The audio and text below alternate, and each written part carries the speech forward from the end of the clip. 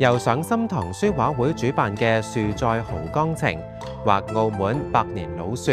劉富業70書懷作品展，今日喺澳門教科文中心展覽廳開幕，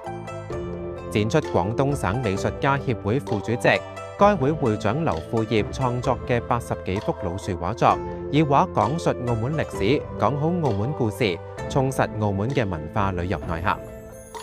今年係澳門被聯合國教科文組織世界遺產委員會評為世界遺產20週年。為慶祝呢個值得紀念嘅日子，劉富業以澳門世遺景點為核心題材，喺近1000幅澳門古樹寫生稿中啟發繪畫咗過百幅嘅澳門百年老樹，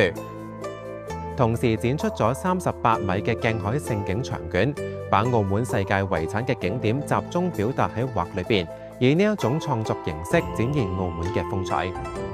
我號召全個上心堂嘅山水畫家畫咗22個世遺景點長卷啊！從我哋呢邊咧就喺澳門，從喺18世紀嘅時候關口入嚟，一路經過氹仔3條大橋，然之後一路去路環跟住金光大道，一路有所有嘅建設啊！所以咧就38米。展覽免費入場，展期從今日起至25日止。